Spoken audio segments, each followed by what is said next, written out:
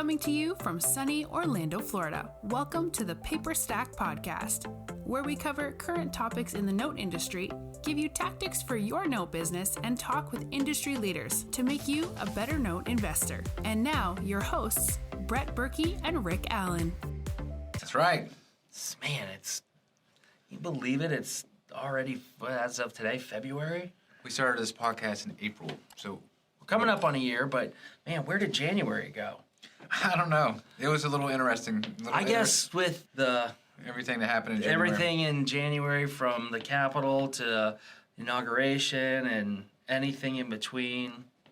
Yeah, and then this last week with Wall Street, I'm just like, every day is a TV show. Just, what the hell is going on? The memes are so funny. We made it 6 days, I remember, in January.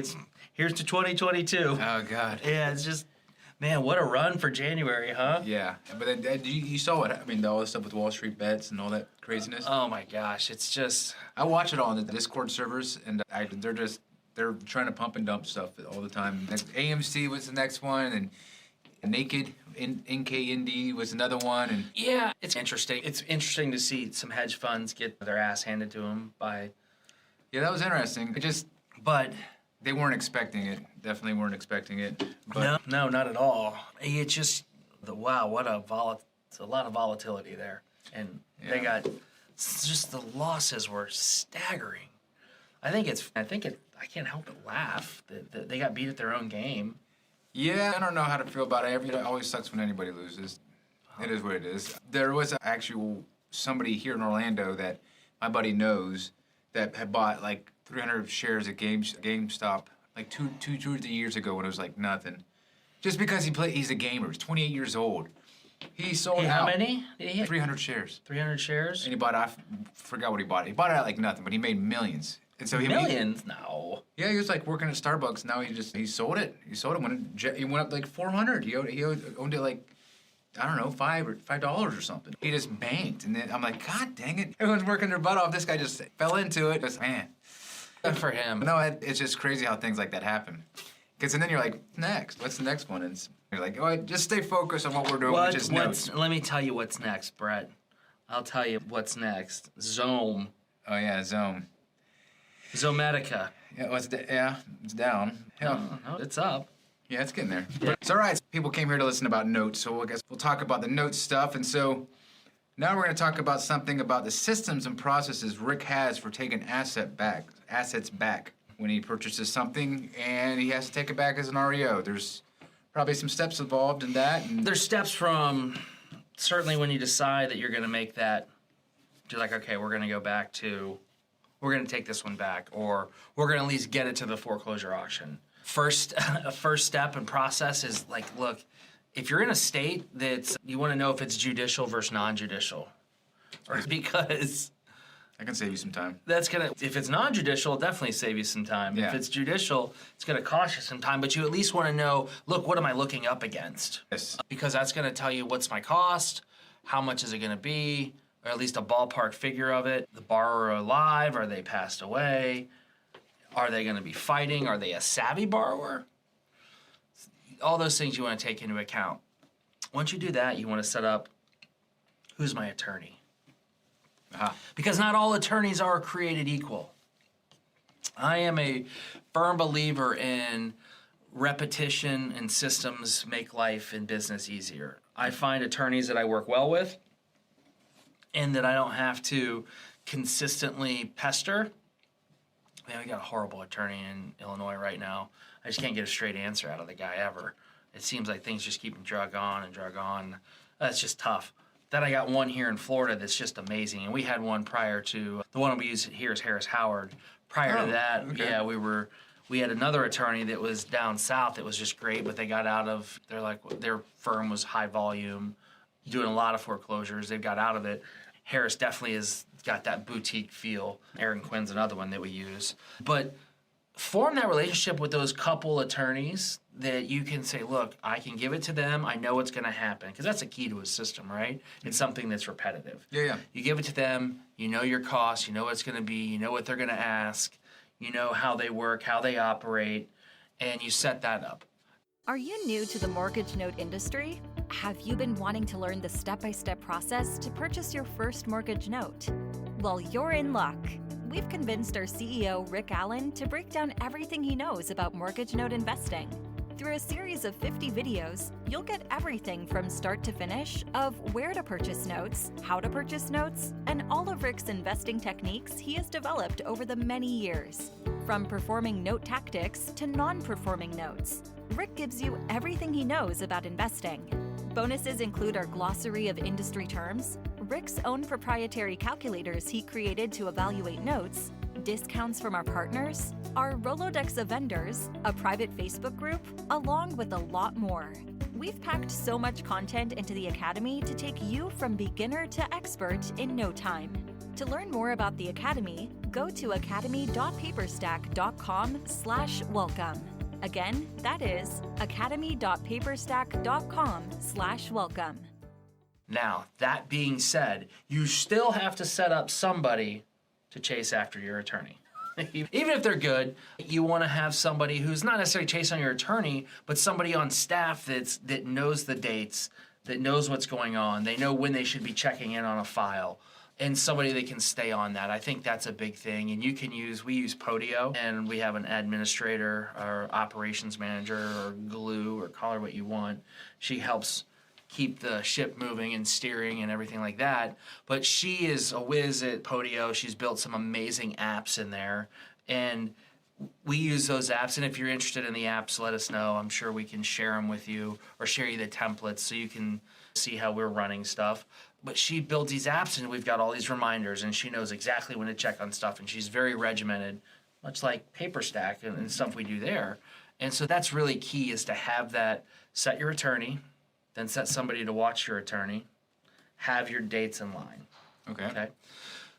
When it gets time, what'll happen is, if it's judicial, you'll get to the point where you get judgment. Okay. And they're going to say, okay, I need your bidding instructions. And that's when you have to figure out, what am I going to set my max bid at? Because, so the way it works is, you can only bid up to the amount of your judgment, and then a couple days, maybe 30 days worth of extra interest or a few extra fees. But really, it's just, if your judgment amount's $100,000, that's as much as you're typically going to be able to bid. So you need to look at it, and you need to decide, look, what am I going to do with this? Am I going to bid the full amount? If the house is worth $200,000 fixed up and your judgment amounts are only $100,000, you'll probably bid the full amount. We just had one where I think fixed up the house is worth $165, $175, but it was built in 1891. It's in Tallahassee, and there's mold, and it's beat to hell. And I'm like, look, we're only into this thing for 72. It's like, I know that probably it needs to be selling on the MLS around this 84 to 89.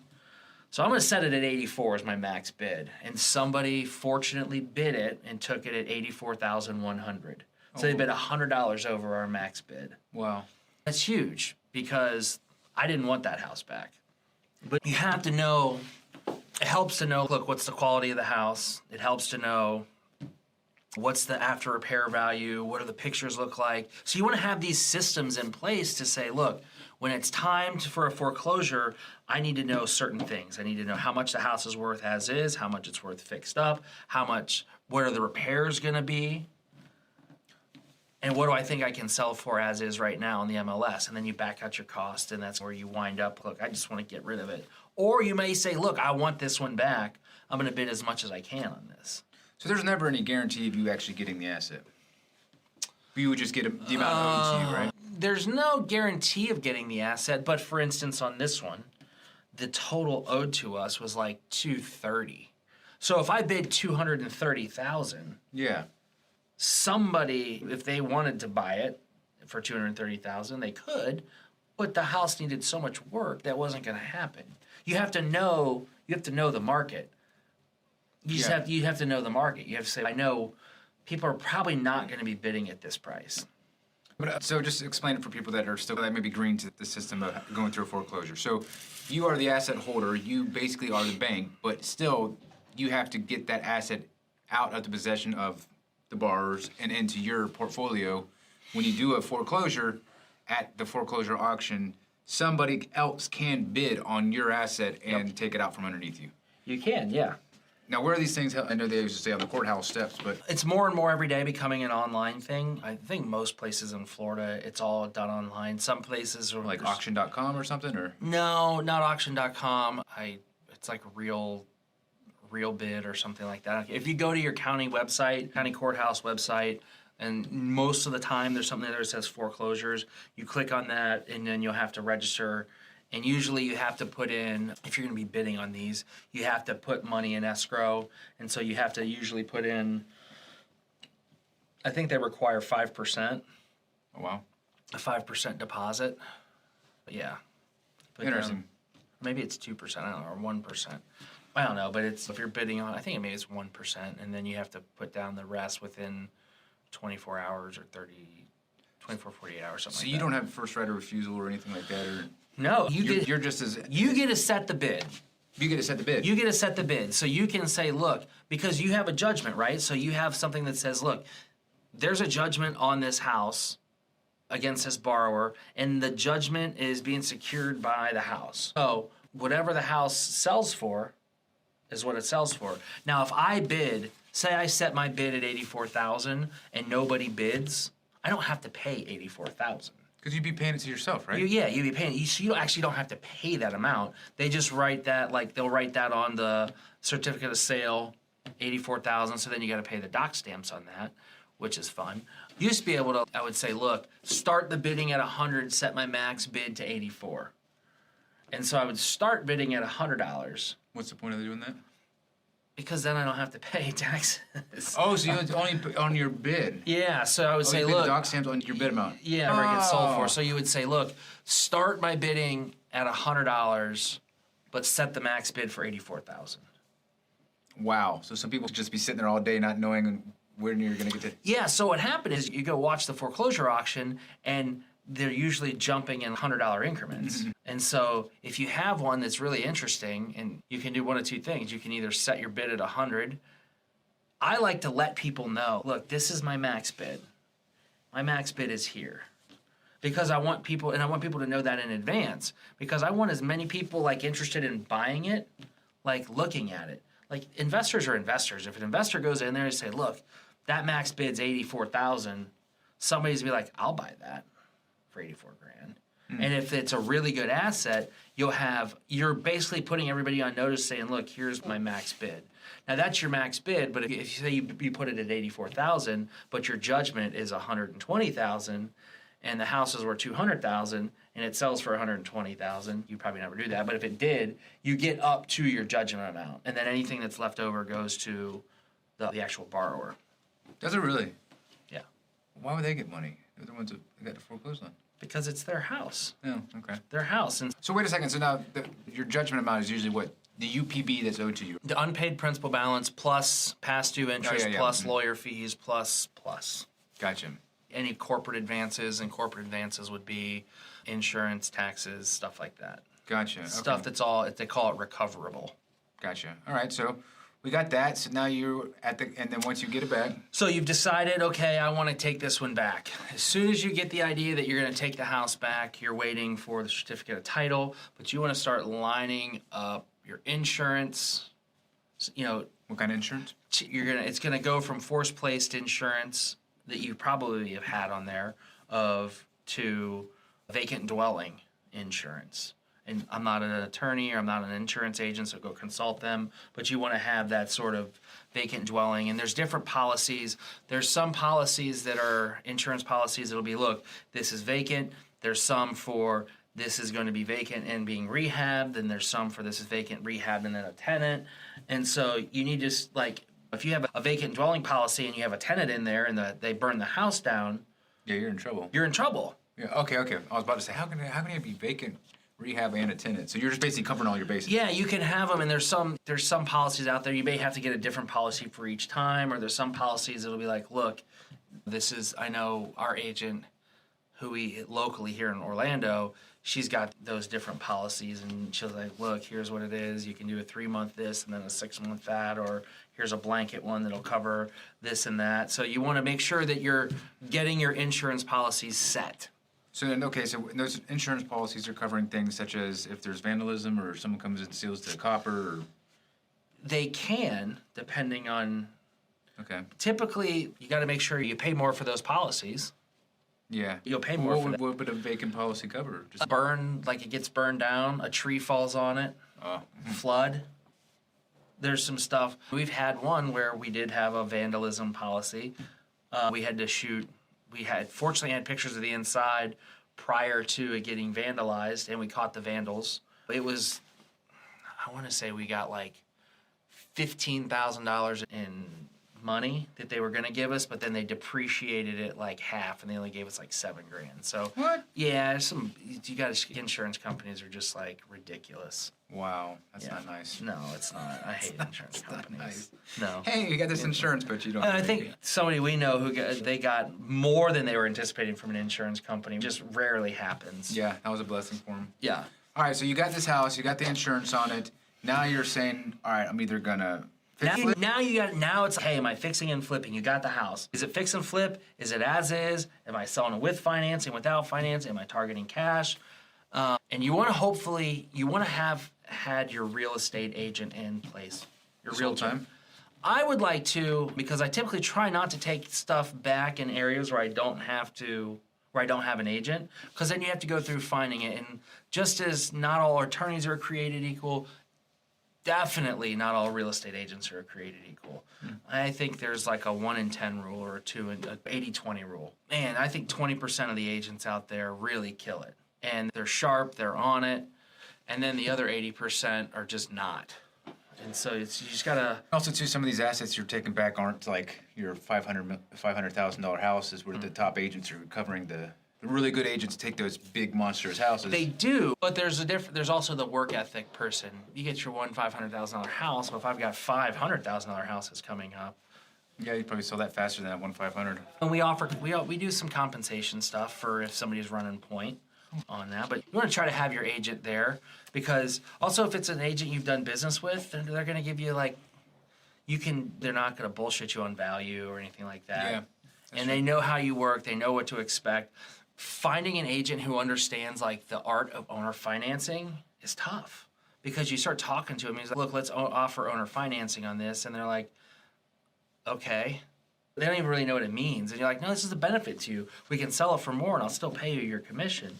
And you just have to be able to hold their hand. Yeah, I remember you talking about the one where it was, how'd it go on Craigslist, where you basically said, look, you put the listing on Craigslist, and they're like, no one's going to put $8,000 or $10,000 down there, like, watch. And then you got, like, multiple offers. Yeah, and that's what happens, is because, a lot of agents don't understand it. It's because they haven't done it. It's not traditional. It's outside the box. It's outside the norm. When you get you get agents who are, once they learn it, they see it, they're like, oh, okay, I'll do this again, and then they can start using it for their other clients. But some of them are just so closed off, and some of them don't want to handle it, which is fine. Also, some people are like, look, my niche, and I respect this. They're like, my niche is $300,000 or higher. You're not getting in my car unless you're pre-approved, and I really just prefer to work with sellers. Not only that, you got to remember, too, most of these agents aren't dealing with somebody who owns the house outright. You're the bank. Usually, there's a seller that's in the house, still has a mortgage. They can't offer owner financing. So it's a very unique situation. Yeah. So that's one of probably the main reasons, huh? Okay, so you get it. You got your agent. You're shopping the house. And now it's hey, am I selling it with finance, or am I fixing it up or not? What's the percentage of, it's a case-by-case basis, am I going to fix this, or do you like to just sell as is, or? The less I have to do, the better, because like I said, when you start opening up walls, you never know what you're going to find. And inevitably, one problem leads to another. If it was foreclosed on, I doubt they were like putting fresh coats of paint on there. So there's probably been some neglect on the property, and so you just have to understand, look, how much neglect is it? Yes, such as that one house we went to. Can I sidetrack for 1 second? Yeah. This was when me and Rick and TJ started first working together. I don't even know if Mike was a part of the picture at this time. It was a long time ago for Paperstac. And they were like, we're at lunch, like, hey, do you want to go check out this house? I was like, oh, okay, what's so special about this house? And they're like, you'll see. And we pulled in this really nice neighborhood, gated neighborhood. Oh my gosh, I remember that one. Gated neighborhood, like you're talking $800,000, $1 million houses. And we roll up in this house, and I was like, what the hell do they do to this thing? They painted it red. Was it red? Red and black. Yeah, they painted the outside like bright red, ugliest color you could ever imagine. And you open the front door, and I was like, I'm not going any further. I don't know what the hell's going on here. There's a giant pentagram with candles burned all around and pictures of kids' school. Remember that? Like little kids. I was like, what? I don't know. This is weird. And and Rick walked right over, and I was like, dude, I wouldn't walk in here. And he's like, dude, this is fake. I was like, how do you know this is fake? He's like, look, the candles have only been burnt one time. He's like, I was like, wow, you're a pro. He's like, look, they blocked out the windows. He's like, they're doing this to make sure this house doesn't sell. I've seen this before. I was like, really? But not that one. Before. Not that one. That was pretty impressive. I gotta say that was a good stage job. But it's just they put concrete down the pool. Yeah. Toilet. That house, and they had gas. I don't know what they were gonna do with that. They had 4 or 5 propane tanks around the side of the house, and I was like, what were they planning here? But I don't know. That house was bad. They cut the rafters in that one. Did they really? Yeah, they cut the rafters. So they went, gosh. I don't know how many of them they cut, but you walk up there and you can see where they're just cut at an angle, and you're like, oh. So that house was, I think it wound up selling for $550. Like that? Yeah. Jeez. But it was going to have to be a contractor that can get in there, do a quick assessment and say, look, it's worth $900. I'm going to buy it for $550. I probably got $250 to fix up in here, so there's some spread there. But yeah, so anyhow, that was one of those ones that got taken back as a foreclosure where they did not take care of it before they let that house go. They were trying their damnedest to make sure no one got that. And a thing to also think about when you take it back is you don't know what you're going to get. You can have a good idea of what you're going to get. We did one in Kentucky where it was, this could be a home run deal, and by the time we got through with it, it's like we made, I think we made like $20,000 on it, and we should have made $120,000 on it. Oh, wow. When you start figuring in the roof is bad and stuff like that, it's just you run into situations where it's, ugh. You never know what you're going to get. So there's a Forrest Gump quote in there somewhere. Life is like a box of chocolates. Foreclosures are like a box of chocolate. So if you've decided you're going to take it back, the next step is it's like wash, rinse, and repeat. Now you have to have your contractors. And the same as your attorney, you want to have a contractor that you've worked with before, somebody that's good, somebody that you know how they work, set draw systems. If it's they get a third, you want to have all that stuff ironed out. Explain the third. So a lot of times the contractors will require, some of them will require a third of the money up front to get started. And then a third of the money after 2/3 of the work is done. And then a third, the last third upon completion. Gotcha. Yeah, so it's just, or figure out whatever their draw schedule is. It might not be that. Maybe they start it and they'll do a third of the work and then get paid a third. Some people require money up front, some don't. Interesting. Make sure they're pulling permits. And how do you check up on that work? You got to have somebody run a point. You got to have somebody look in there, and it's important to, whenever you're getting bids on the job, you're breaking it up and you're able to quantify it and say, look, what are you working on first? So that way you can go through and look at it. And the key is not to have somebody come through and say, we're gonna paint first, and then they do a third of the painting and they don't paint the whole thing, but you pay them for all the painting. So you want to have everything an itemized receipt or an itemized invoice or bid, so that way it can be quantified. That's smart. Yeah, and you got to have somebody there who's checking and running point. How many boots on the ground teams do you guys have? We have areas.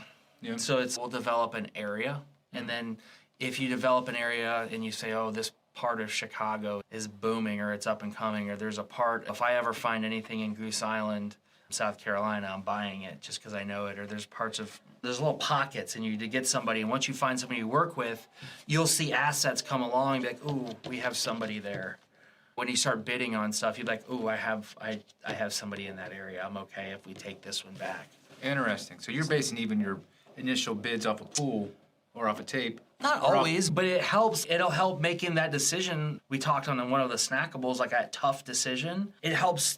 That's one of the factors you weigh on, do I cut my losses here and get rid of this? And you're like, this one, it's not going to be that big of a headache because I've already got somebody here. And so that's the one in the plus column. Interesting. Yeah. Interesting. All right, then I guess we got it. So the systems are all in place. Make sure, and should you be setting up these systems prior to ever taking the asset down? It's tough. Yeah. Some of them, yes. But it's also, I think Podio is key.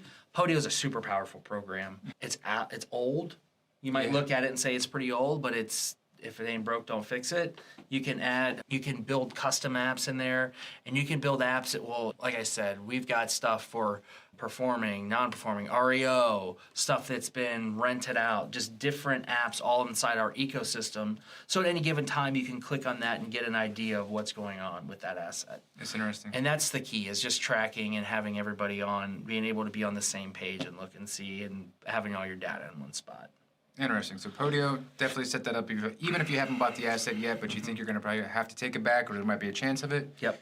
Then also noticing, once you're looking at those assets, maybe on Paperstac, and it is in maybe a pre-foreclosure state, or it's going that way, maybe when you're talking to the seller, maybe see what kind of attorneys they have. Find out. We've inherited attorneys. Yeah, so that might be good. You inherit them, and you say, okay, that's how you find Somebody's already been working the deal. I'm assuming it's a lot of times how it happens, right? Yeah, and also it's going to save time and money. If they've already been working the deal, when you get in there, then you have to get a new attorney on the case. That new attorney has to learn about the case, look and see what's going on. Ultimately, attorneys criticize other attorneys for something. They find, they should have done this. Everyone's an artist. So it's one of those things where you just have to, I'm comfortable keeping the attorneys on there, especially say, hey, can I have a quick phone call just so I can get to know you? We just purchased the asset. Talk to them and get an idea of, look, is this somebody that I'm going to be able to work with? Tell me about the case. Where are we? What do we need to do? What's your plan of action? What's your feeling? Smart. Yeah. And then after that, so you have that, you have the attorney. You start looking at those contractors. There are places to find these. Of course, you can always ask in different note groups, but that's if somebody has boots in the ground, they're always asking. Definitely, maybe Dickie Baldwin, he's a good point for a lot of stuff. I don't know if he has contractors, but definitely has contacts to lawyers and realtors, and he's got his hands in every place. But I do know I have run across something that David Putz had that was like a resource that had a lot of different lawyers in different locations, contractors, property managers, and things like that. I put out something on Bigger Pockets one time that was just this super long list of... I remember that. We put on Bigger Pockets, and it had all of these things, and we had Paperstac. Oh my gosh. I had all these different resources of like servicers, attorneys. Just there was 100 links on there, and then under trading platforms, I had 5 trading platforms in Paperstac listed, and they blackballed my post. They said you can't market yourself, and I was like, I marketed everybody else in the world. Yeah, that made no sense. I was comical. I was like, okay. Let me give everyone else props except the one thing that it was relevant. It wasn't like it was irrelevant. So it was relevant. So cool. Yeah. All right. That's it. That's it for this podcast. Keeping it to the 30-minute range. Yeah. So on the next couple podcasts, we're going to be diving into systems. Rick has a system for everything. That's one of the things I know people are interested in, such as the REO management type of stuff he does, process for deed to lose, things like that. Stay tuned. We are going to bring out a couple more. Of course, as always, we're taking requests and guest requests. We want to talk to you. We want to talk to some cool people in the industry. We do have some coming on. We had our first successful one with Jamie Bateman. Jamie Bateman, you guys that was a good one. It was good. Jamie's a really cool guy. He's got a great story. So that one should be rolling out. It should have been out last week. I ran out of time. So probably actually by the time this one comes out, it will already be out. It'll be the one before. Go look at the one on Jamie Bateman, the one right before this. That's right. But yeah, we'll see you soon. Thanks.